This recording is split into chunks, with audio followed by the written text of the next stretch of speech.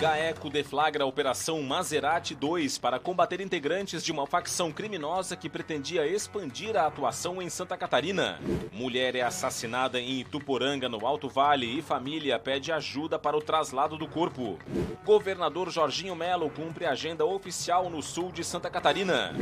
IBGE aponta: varejo catarinense encerra 2022 com vendas em alta, apesar da queda em dezembro. E veja também, no esporte, Figueirense derrota Marcílio Dias no Scarpelli pela 6ª rodada do Campeonato Catarinense.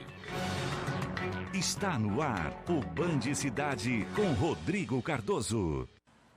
Olá, uma boa noite para você. O Band Cidade desta quinta-feira começa com a segunda fase da Operação Maserati, deflagrada hoje pelo Grupo de Atuação Especial contra o Crime Organizado, GAECO. Mais de 300 agentes estiveram envolvidos na ação contra uma facção criminosa. A operação foi deflagrada pelo Grupo Especial de Combate ao Crime Organizado de São Miguel do Oeste, no extremo oeste catarinense. Foram cumpridos 93 mandados de busca e apreensão e 71 ordens de prisão preventiva em Santa Catarina, São Paulo, Minas Gerais, Bahia, Tocantins, Mato Grosso do Sul, Paraná e Distrito Federal. Pelo menos 338 agentes, entre policiais civis, militares, penais e rodoviários federais, participaram da operação. Os principais alvos da operação são integrantes de uma facção criminosa que buscava ampliar a atuação em território catarinense. As investigações descobriram planos da organização para expandir o tráfico de drogas em cidades do estado, inclusive com a adoção de uma estrutura empresarial com cargos e funções para os integrantes. Os criminosos identificavam os estados do país com nomes e marcas de carros. Maserati era como os bandidos identificavam o estado de Santa Catarina. Esta é a segunda fase da operação. A primeira, deflagrada em 2021, resultou na condenação de 141 integrantes de uma facção criminosa, apenas que variaram entre 5 e 86 anos, e a aplicação de 5 milhões de reais em multas. A família da jovem encontrada morta e enterrada debaixo da casa em que morava em Ituporanga, no Alto Vale do Itajaí, pede agora ajuda para o traslado do corpo. A vítima era natural de Pernambuco. O principal suspeito de cometer o crime já está preso.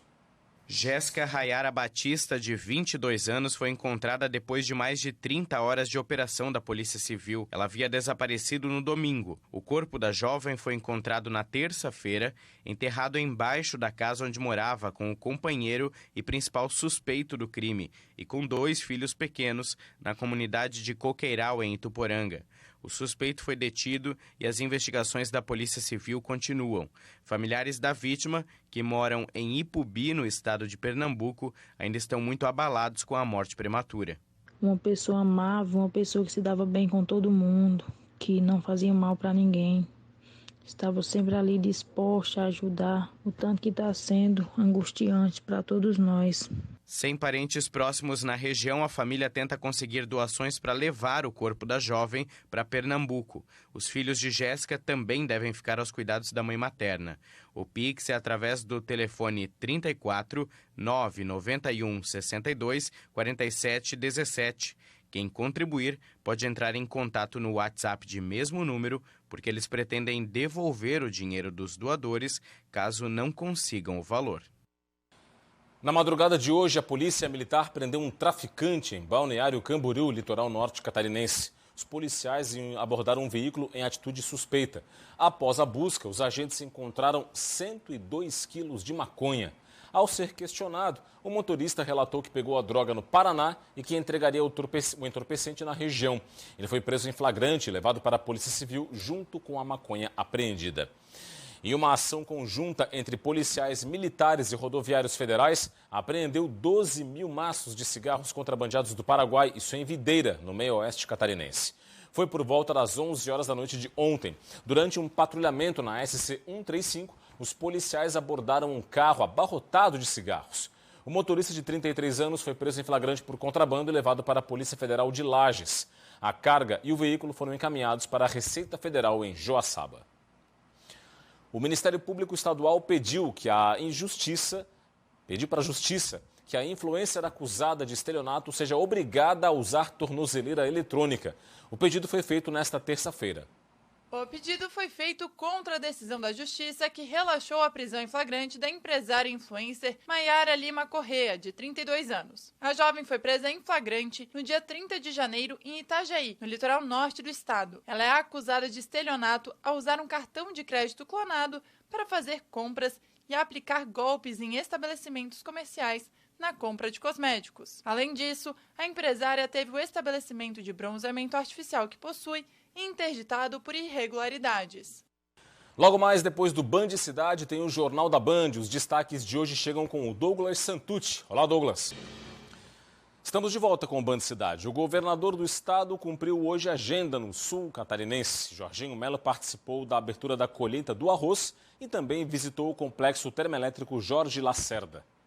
O primeiro compromisso do governador foi em Capivari de Baixo. Jorginho Melo visitou o complexo termoelétrico Jorge Lacerda, considerado um dos principais geradores de energia de Santa Catarina. Durante a visita, o governador garantiu o apoio do estado às iniciativas de transição energética. Os investimentos que eles estão fazendo, a preocupação nessa transição, essa transição que terá que ser justa, que tem um prazo até 2040. Mas eles já estão se antecipando para que os 20 mil empregos que nós temos aqui no Sul não sejam afetados. Enfim, então todos os momentos a gente está falando com quem produz, com quem trabalha em Santa Catarina. A usina corresponde sozinha por 25% da capacidade de geração de energia instalada em Santa Catarina. São 3.700 gigawatts por ano, energia suficiente para abastecer mais de 1/3 do que a indústria catarinense consome todos os anos. O segundo compromisso da agenda no sul catarinense foi em Tubarão. Jorginho Melo participou da abertura oficial da colheita do arroz. Segundo a EPAGRE, a qualidade da semente de arroz irrigado produzida em Santa Catarina é reconhecida como a melhor do Brasil. Mostra a força, a pujança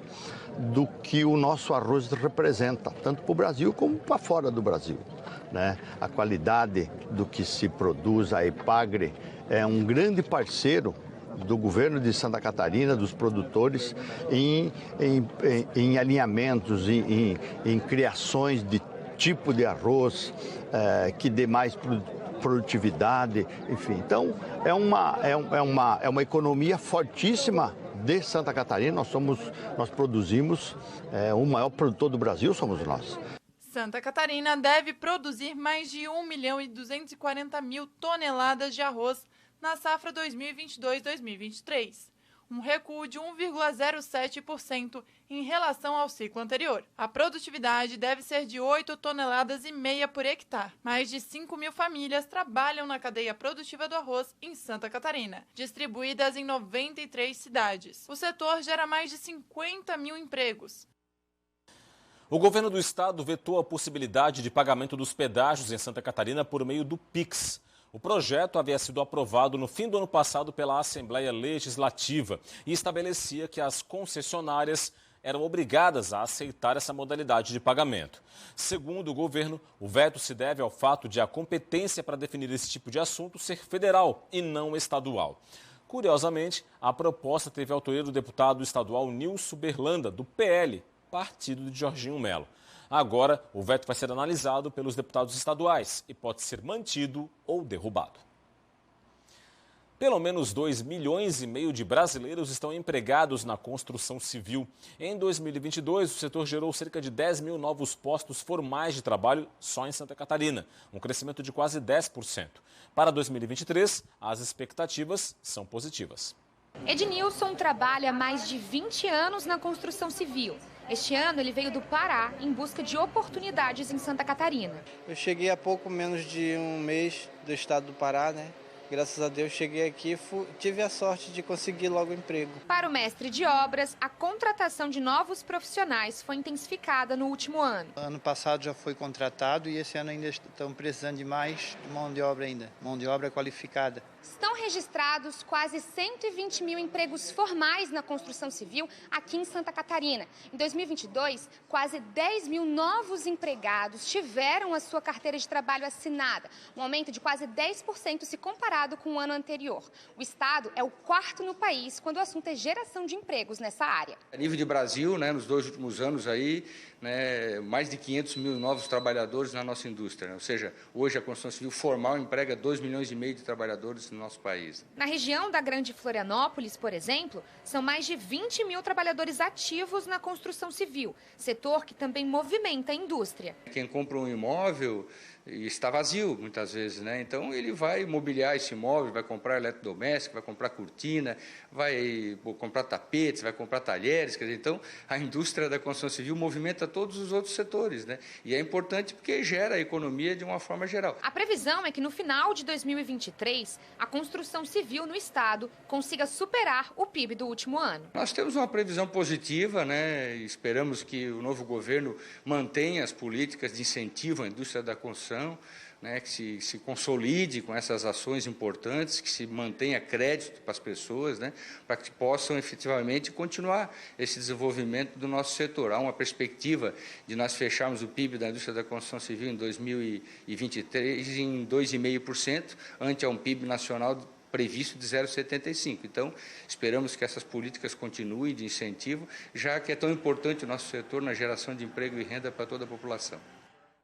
As vendas do varejo catarinense fecharam 2022 no azul, segundo os dados divulgados hoje pelo IBGE. Vamos aqui ao telão do Band Cidade para ver os detalhes.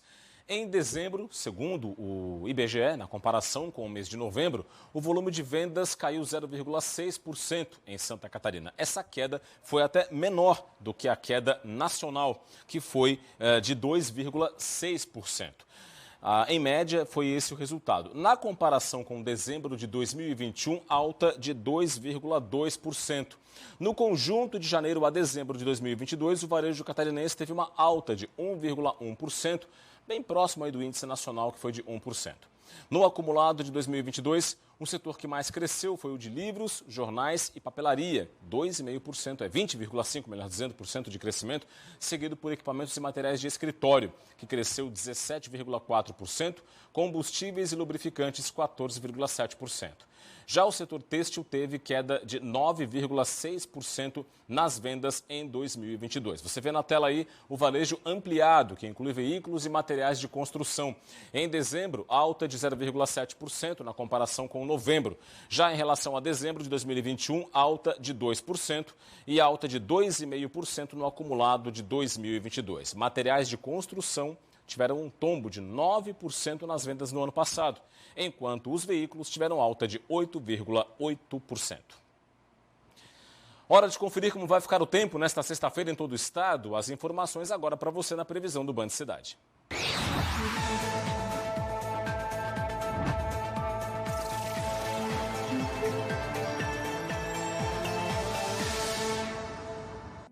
A sexta-feira vai ser de sol entre nuvens no estado. A partir da tarde tem previsão para pancadas de chuva e temporais localizados. Tem risco também de queda de granizo. As temperaturas seguem elevadas em todas as regiões e persiste a sensação de ar abafado. Na capital do estado, mínima de 23 e máxima de 33 graus. Em Blumenau, variação entre 22 e 34. Em Lages, mínima de 17 e máxima de 30. E em Chapecó, mínima de 20 e máxima de 33 graus. 7 horas e 7 minutos, 7 e 7. Passadinha agora no portal tvbv.com.br para os destaques do momento. A gente falou agora desse assunto.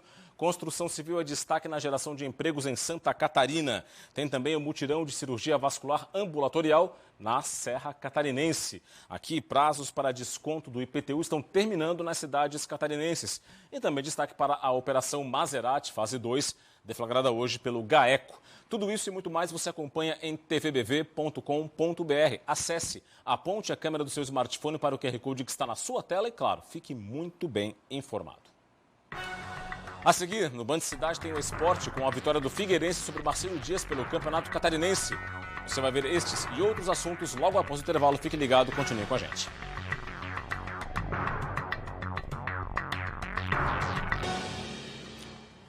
Estamos de volta agora no Band Cidade. É hora das informações do esporte por aqui.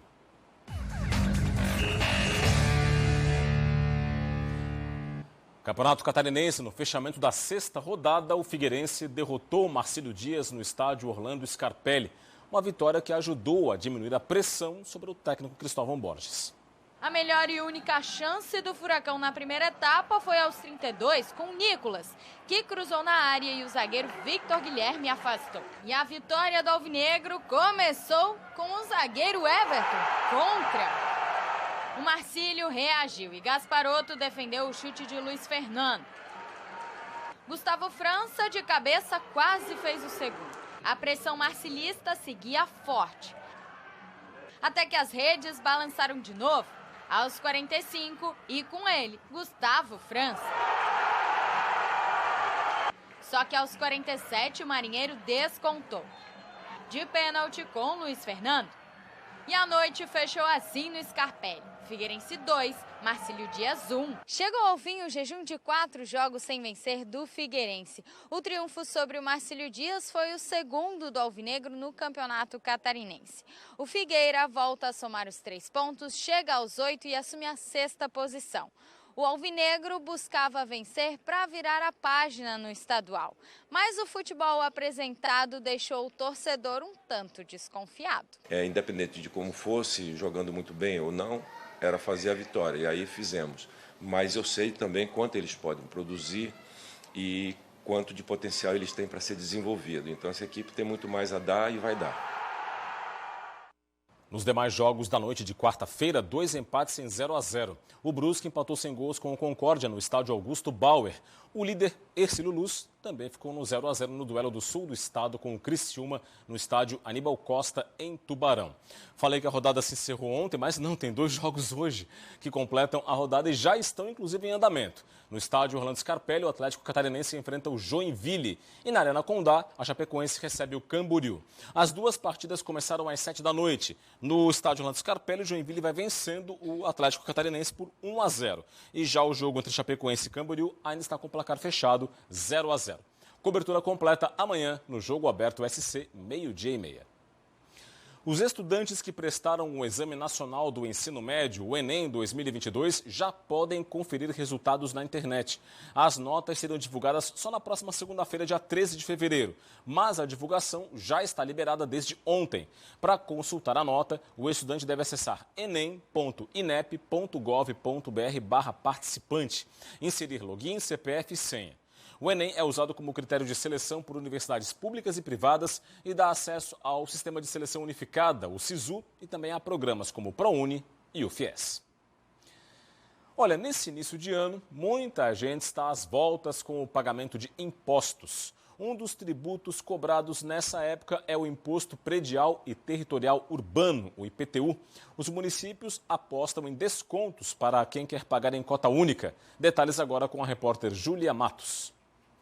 Olá, Rodrigo. Os prazos estão terminando e é importante que o cidadão se atente às datas. Nós estamos falando do Imposto Predial e Territorial Urbano, IPTU, que deve ser pago nos próximos dias. Alguns municípios já finalizaram seus prazos limites, mas as prefeituras devem informar para o contribuinte quais são esses prazos finais. São José, por exemplo, tem o prazo limite agora no dia 13 de fevereiro, ou seja, na próxima segunda-feira.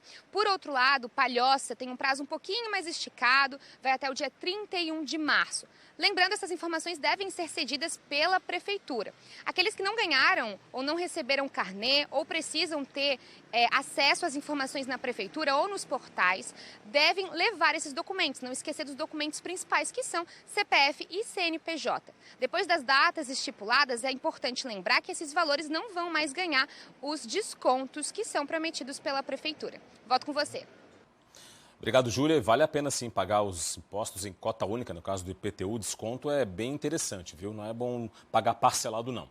Olha, Florianópolis quer estabelecer agora lixo zero durante o Carnaval de 2023. Um projeto piloto vai ser testado já nessa sexta-feira, durante o tradicional desfile do Berbigão do Boca.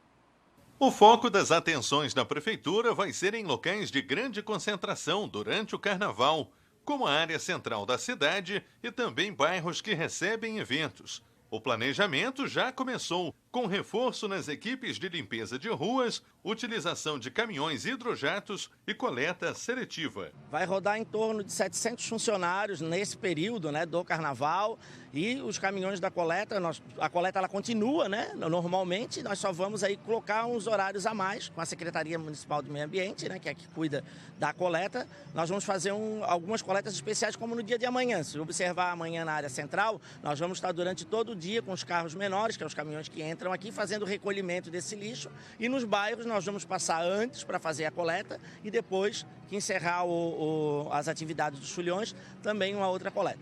A operação realizada durante o Berbigão do Boca vai servir de piloto para o carnaval. Além disso, nos dias de folia, uma parceria vai garantir a coleta de lixo reciclável, com a separação de materiais como vidro, plástico e metal. Embalagens de produtos consumidos na concentração no Largo da Alfândega vão ser recolhidas e separadas para o descarte correto, por meio de uma parceria com a Associação de Catadores Amigos da Natureza. Florianópolis é conhecida por ser uma das capitais que mais recicla resíduos sólidos. Para manter o status, a Prefeitura aposta na promoção de ações educativas de preservação do meio ambiente. A gente está fazendo o primeiro ano esse projeto piloto, que é o pessoal da reciclagem, o pessoal que recolhe as suas latinhas, tendo um espaço aqui, vão ter um galpão, o nosso pessoal dos servidores vão trazer esse material até eles e aqui eles vão fazer essa reciclagem, incentivar, né? E a população também, a população ela é a principal, né? Ela que pode nos ajudar, é colocando a latinha no lugar certo, é colocando o papel no lugar certo, todos unindo força nós vamos conseguir chegar lá e manter esse título que a capital tem. E é isso, ficamos por aqui com o Band Cidade. As reportagens desta edição estão no portal tvbv.com.br. Acesse, aponte a câmera do seu smartphone para o QR Code que está na sua tela e fique bem informado. Vem aí o Jornal da Band. Mais informações do estado amanhã, 12h30 no Jogo Aberto SC e 12h45 no SC Acontece. Para encerrar, imagens ao vivo de Balneário Camboriú, litoral norte do estado. Chove por lá nesse momento, como aqui também na capital do estado. 29 graus é a temperatura. Imagens da praia central de Balneário Camboriú. Vamos embora, amanhã tem muito mais para você. Fique ligado, forte abraço, muito obrigado pela audiência, boa noite e até amanhã. Tchau, tchau.